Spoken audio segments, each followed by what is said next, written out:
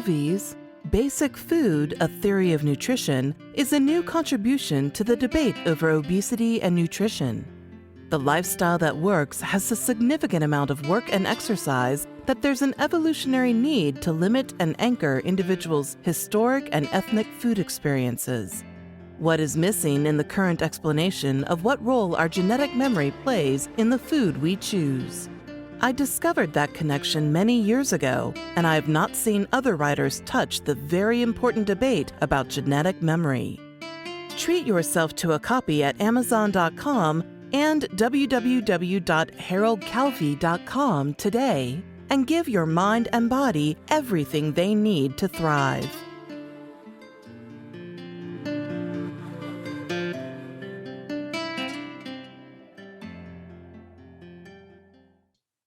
Hi, welcome to another episode of Dr. Mel's Message. Today's interview is with Harold Kalve, and he is an exciting, interesting man. And I had a brief chat with him before this, and I just cannot wait to introduce you not only to him, but to his book called Basic Food, A Theory of Nutrition.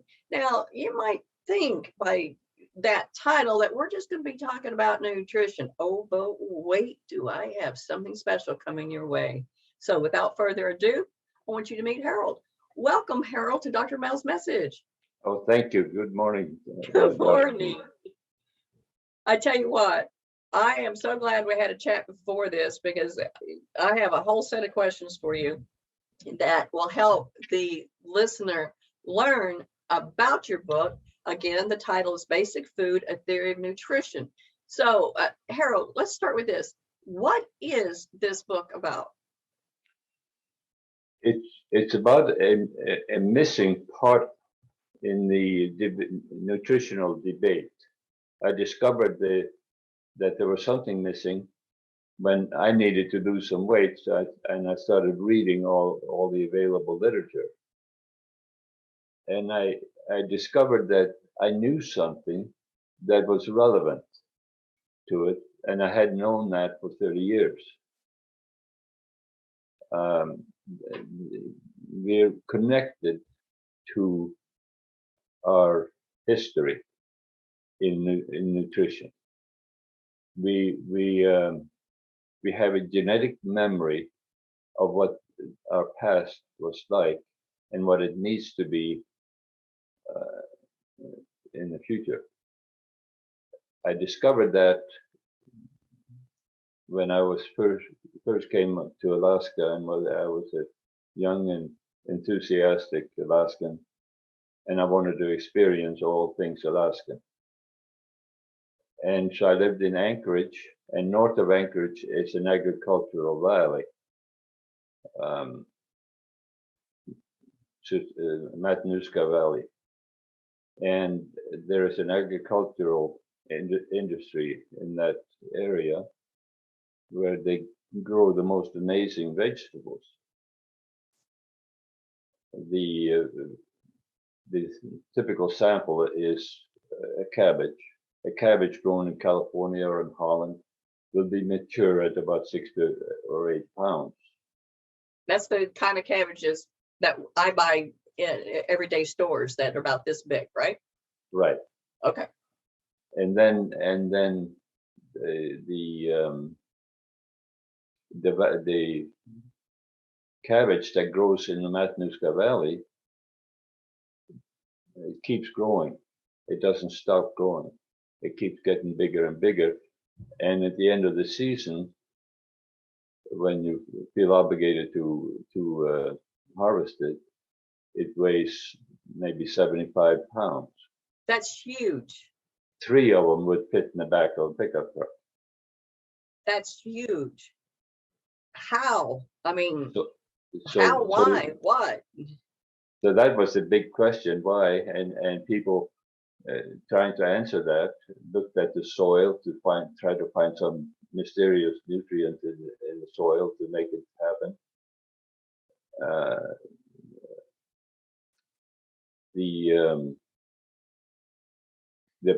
Other people said, well, it's because of the long days and a lot of sunlight during the growing season.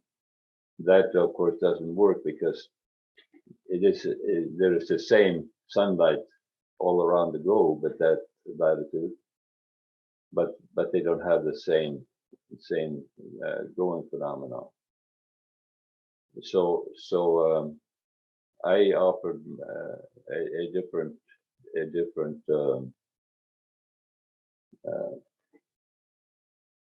solution for it. It's not what's in the soil that matters, it's what's not in the soil. And what is not in that soil are the remains of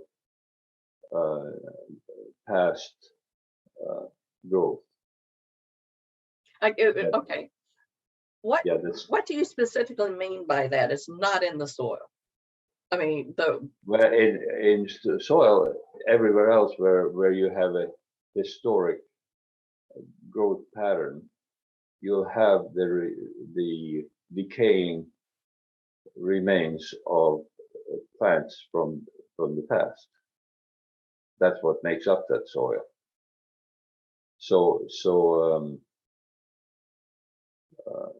But that's not available in soil that is brand new.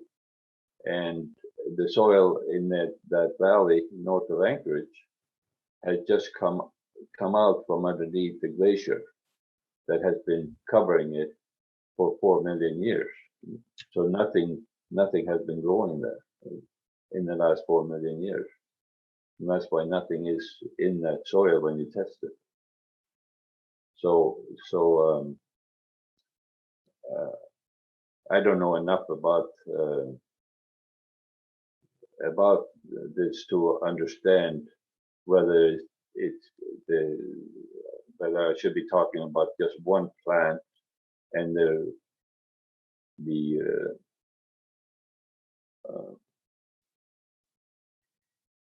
continuation of that plant, or a different plant will have a similar effect on what I refer to as the genetic memory of those cells. wow. How does what I call the 60 nights of blackout in Alaska, how does that impact the vegetation and growing vegetables and things like that? The winters? Are you asking about? Yeah, when it's totally dark for 2 months. That would allow the decomposition to happen in a normal and predictable way. There is not a lot of life-giving activity during the dark winters.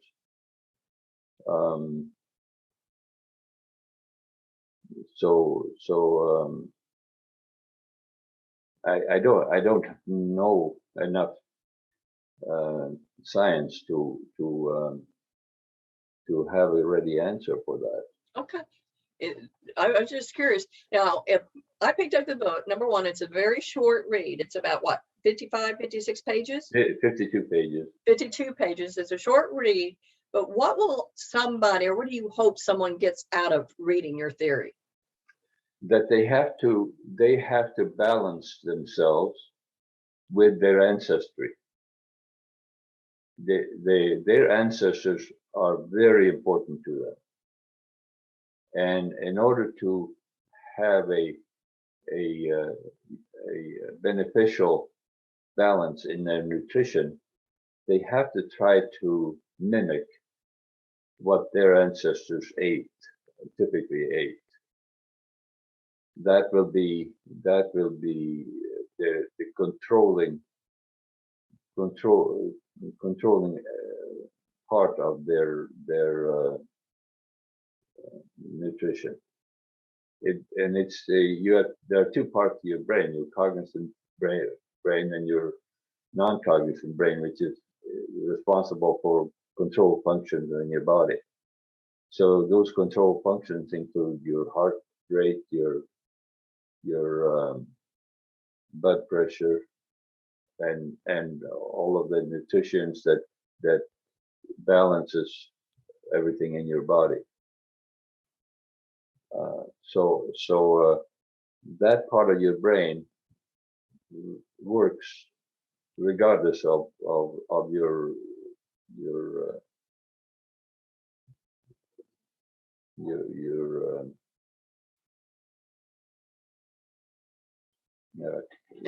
how you function. Okay, I would just want to get a little bit of clarification here. You said I have to look back at my ancestors. So if I understand this, and I may or may not have it correct, but if I'm understanding this, are you saying, in a way, I'm American Indian, and they grew their food organically, and used whatever they had to for the fertilizing and the soils. So if I'm understanding you correct, when I'm eating produce that I buy at the store, or even a chicken, and they've been injected with antibiotics or whatever, that's not really giving me the nutrition that I'm really needing. Is that what I'm hearing? That is what my intention is, to stress that point. And wow. As a Native American, you have a wonderful area of nutrition that you people depended on, and it's very, very, very important to them. For example, they were using buffaloes to get their protein. But they also used every part of the buffalo from the skin. They used every part of it. Every part of it. Yeah. What they formed weapons out of them. This I know. Yeah, absolutely. Yeah.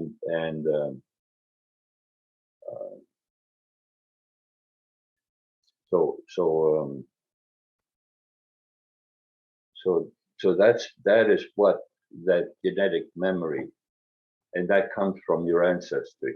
Wow. So we need to have a very high regard for our ancestors, and we need to understand what was normal for them, because that normalcy is what would work best for you. When you're not eating that, you're eating like an invasive species. Wow. And more, we're eating food that has never been in our background. Do you think this has a lot to do with some of the sicknesses and illnesses that we have today? I think it does. It predicts. It can very accurately predict the occurrence of obesity, and the way we adapt we use the food we eat. So you can say that, okay, European Americans have a rate of obesity. African Americans have a much higher rate than European Americans, and that is predictable because African Americans, the American food is much stranger to them than the European. Because it's not indigenous to their ancestral heritage. Yeah. So Native Americans have changed their diet since European Americans came here, and have a bigger obesity problem than Americans have, than the European Americans have. And the worst case is probably the Pacific Americans, the Pacific Islanders, who had a very unique diet in their history, and is now everything is new to them and much more devastating to them. Well, obviously, I'll talk about my own home, etc. I can't have a crop of corn and watermelons and all of that because I'm living in the city, but I do have a small container, gardens where I have um, scallions, tomatoes, bell peppers, banana peppers, things like that. Mhm. So if I can't grow the food that's based off of that genetic memory that you're talking about in our nutrition, and what are our options? Should we be buying organic foods from the grocers or go to a farmer's market? I mean, what do you Well, suggest? I don't think organic food is necessarily the answer. There are good reasons to use organics, but it's not necessarily the answer to our nutrition needs. Uh, if you look at farmers, particularly farmers in marginal areas like in the mountains, and where their growing possibilities are limited, they can live a very productive and very healthy life and survive on in the marginal productive area, and they don't don't grow fat. They are trim and healthy for their whole life. Now, if you take that as a guide, take them as a guide to your uh, nutritional habits, you'll find a healthier life. But then you have to include it also the level of physical activity that they had to do to maintain themselves. So exercise is very much part of the formula for the right level of the right.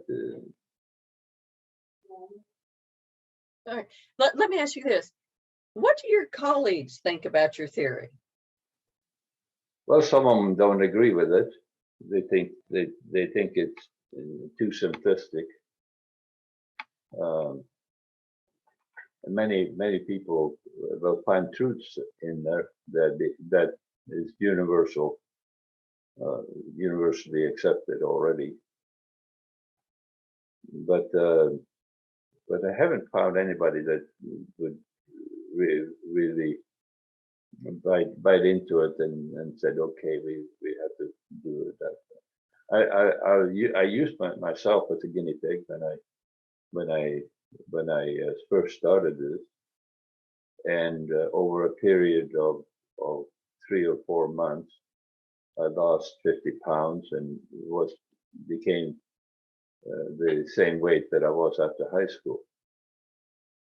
And that had to do with the type of food that you were Type of putting food, into yes, your body versus the amount? yes. Oh, wow. So what changes did you have to make? I mean, what did you do? Well, I listed it in the book. Okay. Um, I when I started, I decided I shouldn't eat anything that I could not have eaten 1,000 years ago in Europe.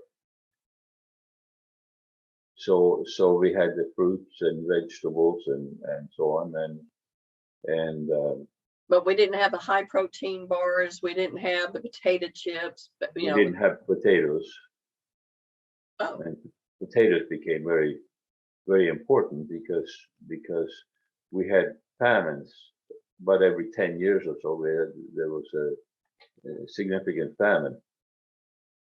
Um, that's been duly recorded in France, and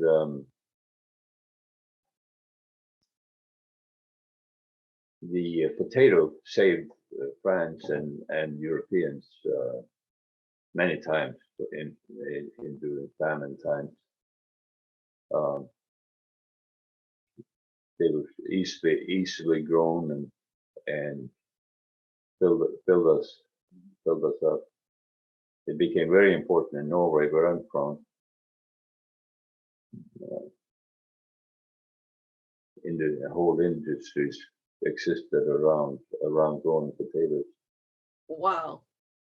So, I mean, you've given us, no pun intended, a lot of food for thought here in your theory.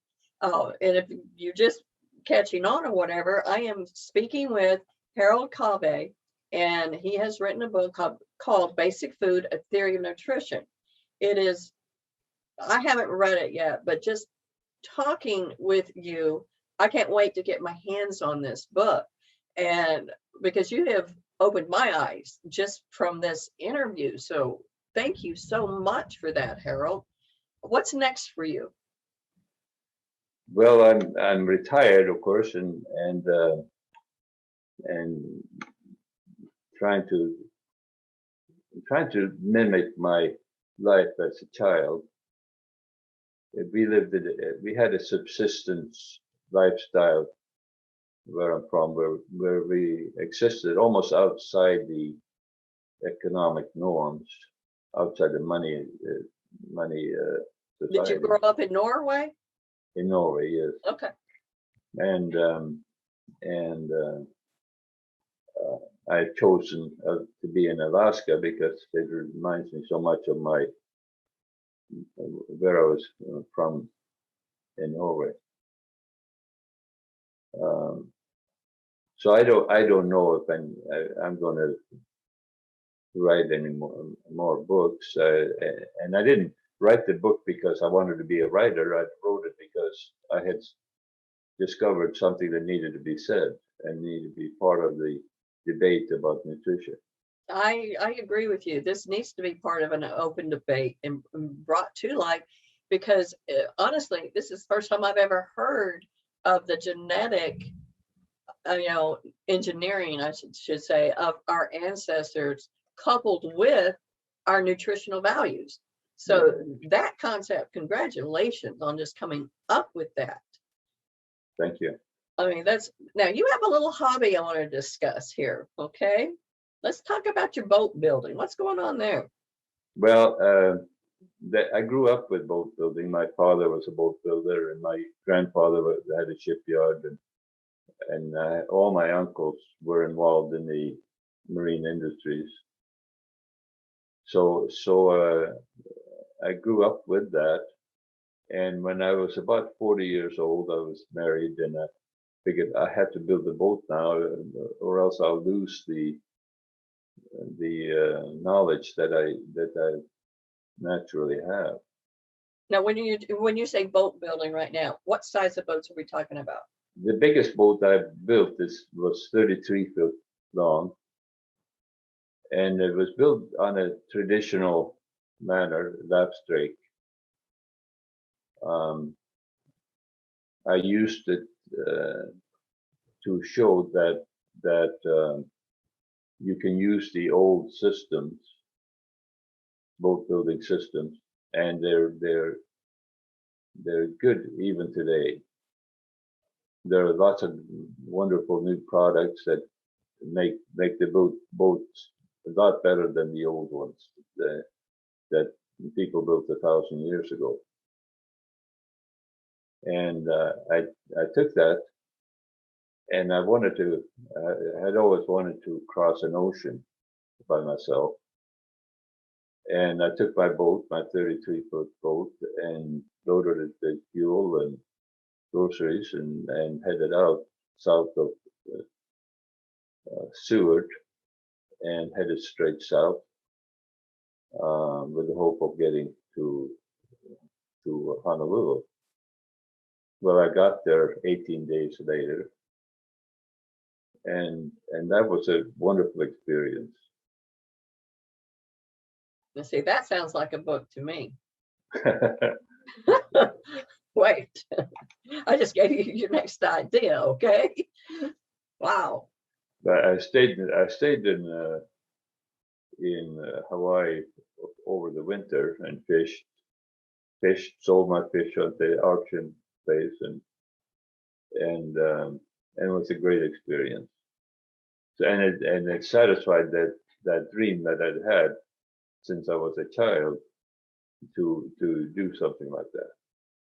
Well, you are a true inspiration. I mean, anybody out there, if you have something that you've always wanted to do and you think you're getting too old to do it, take a look at this incredible man that I've been talking with for the last 20 minutes or so. And also get a hold of his book. It could possibly change your life. So, Harold, with that said, I want to thank you. And I also want to thank Strat Advertising for bringing you to Dr. Mel's Message. We make a wonderful team, and I love the authors that they send to me. And you are right there on the top of my list. You're an incredible, inspirational man. So thank you so much for coming on Dr. Mel's Message. I wish everyone who needs to pay attention to the weight and so on needs to understand that this is part of the process that we need to understand and abide by. I totally agree with you. And I cannot wait, like I said, to read this book. It's a short read, but it's going to be a powerful read. I have a sneaking suspicion of that. Thank you. So now where can they buy your book? You can buy it from Amazon and from all book outlets. Okay.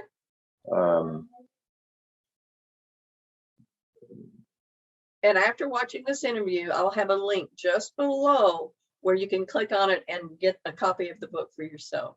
So again, I have a website, www.haroldkalve.com. Perfect. So get a hold of Harold's book, and you know what? Leave him a review. And if it's against what you think it is, you know what? And if you want to get on Dr. Mel's Message, contact Strat Advertising and say, hey, I want to go on and have an open debate with Harold Kalve. And I'm sure they can arrange that for you. Again, I'm Dr. Mel, and thank you for watching this episode. Thank you, Dr. Mel.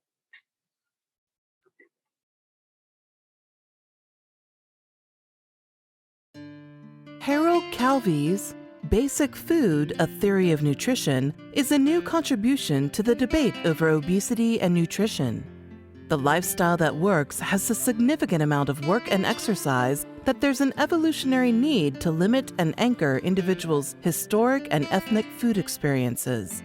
What is missing in the current explanation of what role our genetic memory plays in the food we choose? I discovered that connection many years ago, and I have not seen other writers touch the very important debate about genetic memory. Treat yourself to a copy at Amazon.com and www.haroldkalve.com today, and give your mind and body everything they need to thrive.